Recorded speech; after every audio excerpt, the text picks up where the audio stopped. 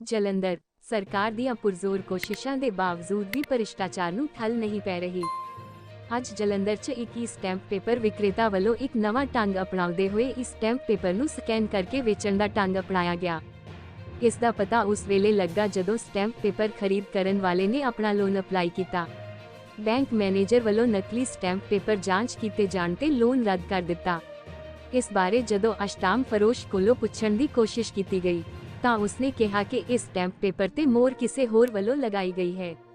ਇਸ ਸੰਬੰਧੀ doctor ਜੈਇੰਦਰ Singh SDM Jalandhar ਇੱਕ ਨਾਲ ਗੱਲਬਾਤ ਕੀਤੀ ਗਈ ਤਾਂ ਉਹਨਾਂ ਨੇ ਕਿਹਾ ਕਿ ਜੇਕਰ ਕੋਈ ਦੋਸ਼ੀ ਪਾਇਆ ਜਾਂਦਾ ਹੈ ਤਾਂ ਉਸ ਖਿਲਾਫ ਸਖਤ ਕਾਰਵਾਈ ਕੀਤੀ ਜਾਵੇਗੀ।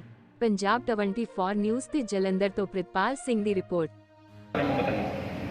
सर इदा है कि मैंने अपने बेटे को काम शुरू कराने वास्ते मुद्रा लोन अप्लाई किया बैंक में, तो उसके वास्ते मैनू बैंक मैनेजर ने कहा कि 100 रुपए के 3 स्टैंप पेपर चाहिए। तो मैं परसों 15 तारीख को करीबन 1 बजे कचहरी गया। कचहरी पे एक स्टैम्प वेंडर है, उनके पास गया और उनको मेरे बेटे का नाम तनिष है, इसके नाम पे 3 स्टैंप पेपर चाहिए 100 रुपए के। वहाँ पे सर वो उन्होंने मुझसे एक स्टैंप के 100 रुपए के स्टैंप के 200 रुपये मांगे और टोटल 3 स्टैंप पेपर के 600 रुपये मांगे। क्योंकि मेरी लोड सी तो मैंने कोई पूछा भी नहीं कि कितनी फीस है क्या है, मैं 600 रुपये लेते हैं उन्होंने। वो बोले कि 1 से 1.5 घंटा लगेगा और भी लोगों का लाइन में लगे हुए हैं, तो आप 1-1.5 घंटे बाद आना। बट हाँ, मैं बड़ी दूर से आया था, मैंने कहा मैं कहाँ आऊँगा, मैं वहीं वेट करता हूँ।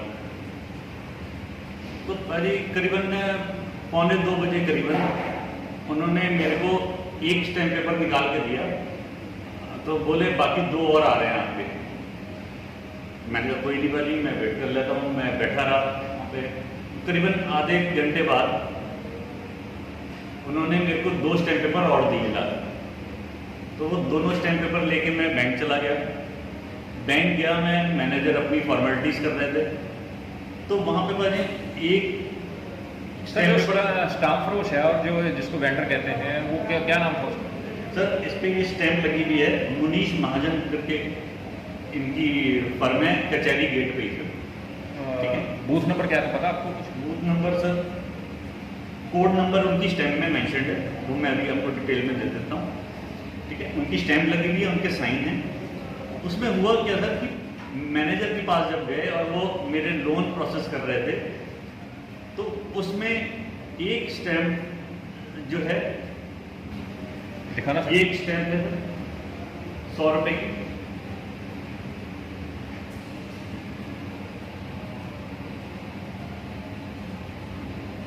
दूसरा कौन सा? सर इसी की उन्होंने क्या किया, मुझे जेरोक्स करके स्कैन करके एक और कॉपी दे दी।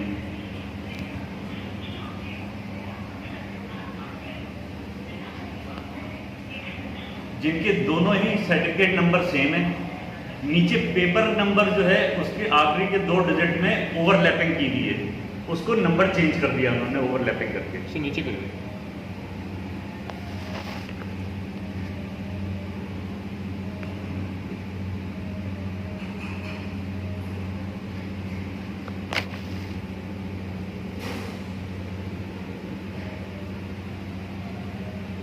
ठीक है,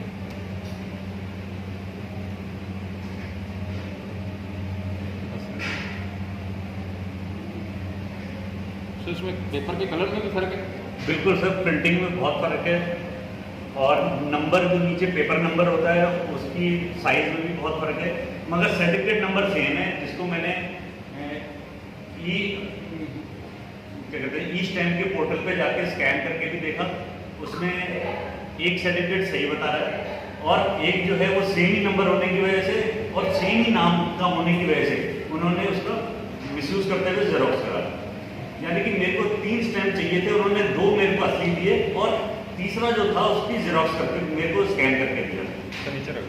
फिर मेरे मैनेजर ने जब इस चीज़ को पकड़ा, मैं बड़ी मुश्किल से अपने बेटे के कैरियर को शुरू करने के लिए मुद्रा लोन अप्लाई किया था और मेरा लोन जो है वो शक के दायरे में आ गया और मैनेजर ने उसको होल्ड कर दिया, जिससे मेरे 20 लाख रुपए का झटका लगा और मेरा लोन रुक गया। सर आपको क्या लगता है जो पहले स्टैम्प चलते थे, स्टैम्प पेपर जो अब ई स्टैम्प जो सर गवर्नमेंट ने शुरू किया है जी, उसमें सही था आपको लगता है, या इसमें ये जो स्टैम्प शुरू किया है इसमें और ज़्यादा घोटाला होगा पब्लिक के साथ? सर अब मेरे सामने जो आई है उससे तो मैं सोच के हैरान हूँ कि मान लीजिए किसी को 5,000 रुपये का स्टैम्प चाहिए और 2 स्टैम्प चाहिए एक ही नाम पे, रजिस्ट्री किसी ने करानी है, तो कितना बड़ा ये घोटाला हो सकता है। एक ही नाम का, मान लीजिए मैं एक खरीदने वाला है, एक बेचने वाला है। खरीदने वाला अगर 20,000 रुपये के स्टैम्प खरीद रहा है, 5,000 के 4, अगर एक स्टैम्प निकाल के उसकी जब स्कैन करके दे दी जाए तो सीधे ही 15,000 रुपये का हमारी सरकार के खजाने को नुकसान है। सर यदि हमारा सवाल था कि जैसे कि कोई घोटाला होता है, सरकार उसके बाद कोई नई पॉलिसी या नई कानून लेके आते हैं, तो जैसे उन स्टाम्प पेपरों के बाद ये ई स्टैम्प शुरू किया है, सर इसमें ज़्यादा घोटाला होगा या पहले वालों में ज़्यादा घोटाला होता है? सर मेरे को तो इसमें बहुत ज़्यादा घोटाले की गुंजाइश नज़र आ रही है, क्योंकि कंप्यूटराइज ज़माना है आज की डेट में। हम लोग ई कॉमर्स और आजकल के स्टूडेंट सब कंप्यूटर पे एक्सपर्ट हैं, और ये कंप्यूटर से निकलने वाली चीज़ है, क्या हैकिंग हो रही है उसमें, क्या स्कैनिंग हो रही है, इस बारे में हम आम आदमी को स्टैम्प पेपर अपने जीवन में खरीदने की कितनी बार जरूरत पड़ती है, 2 या 4 बार। हमें इसकी बारीकियां नहीं पता कि इसमें क्या चीज़ है। ਤੁਸੀਂ ਕਿਸੇ ਨੂੰ ਕੰਪਲੇਂਟ ਕੀਤੀ ਇਹਦੇ ਬਾਰੇ? मैं अभी तो परेशान हूँ बहुत ही मेंटली तरीके से, क्योंकि मैं अपने बच्चे के कैरियर को शुरू करने के लिए किसी तरीके से मुद्रा लोन के लिए जा रहा था। मैं फिर कल शाम की बात है, 16 तारीख की शाम को मैं इसी वेंडर के पास दोबारा गया और 2 नए स्टैम्प और लेके आया, और मैं कोशिश कर रहा हूँ और मैनेजर की मिन्नतें कर रहा हूँ, मगर वो अब मेरी इंक्वायरी करने पे बैठ गया है मैं कि भाई अगर मैं बैंक मेरे को लोन दे देगा और मैं स्टैम्प मेरे हाथ द्वारा पहुँचाया बैंक में, तो जाहिर सी बात है मुझ पर सुई उठ रही और मेरा प्रोजेक्ट सारा होल्ड पे चला गया। इस सिर्फ 200 रुपये की घोटाला, 200 स्टैम्प की वजह से। जो दूसरे नए स्टैम्प लिए वो भी उसी से लिए या? वो भी उसी से लिए मैंने कल शाम को 5 बजे जाके, जो उसके यहाँ कैमरे लगे हुए हैं। आप 15 तारीख को 1 बजे से लेके 2:30 बजे के बीच में आप कैमरा चेक कर सकते हो। मैं और मेरा बेटा वहाँ मौजूद थे, और कल शाम को मैं अकेला बैंक से गया, बेटे को बैंक में बिठा के कि मैनेजर से मिलते करके सर मैं देखता हूँ। सर उसमें भी कोई मिस्टेक था या ऐसे ही थे? नहीं, उसमें मैं लेके गया, मेरे को बारीकी नहीं पता, वो मैनेजर ने देखा और मैं अभी उनको दे के आया हूँ रिक्वेस्ट के लिए, मगर उसमें कोई प्रॉब्लम नजर नहीं आई। इन दोनों के सर्टिफिकेट नंबर 1 होने का तो मतलब ही नहीं है ना। उस पर वेंडर की स्टैम्प भी लगी हुई है, साइन भी हुए हैं, और 15 तारीख का आप उसका रिकॉर्ड चेक कर सकते हैं, उसका CCTV कैमरे की फुटेज देख सकते हैं। ਕੀ ਨਾਮ ਆ ਜੀ ਉਹਨਾਂ ਦਾ, ਵੈਂਡਰ ਦਾ? वेंडर का नाम है सर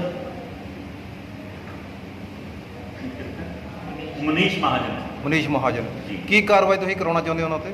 सर मैं ये चाहता हूँ कि जैसा मेरे को झटका लगा है और नुकसान हुआ है, पब्लिक का नुकसान ना हो, और सरकारी खजाने पे जो ये डाका डाला जा रहा है, एक तो सरकारी खजाने में डाका, और हमें आम इंसान को पता ही नहीं है कि 100 रुपये का स्टैम्प पेपर कितने रुपए में हमें मिलना चाहिए, उसकी सरकारी फीस कितनी है। वो नाजायज ही 100 रुपये का स्टैम्प 200-200 रुपये में बेच रहे हैं।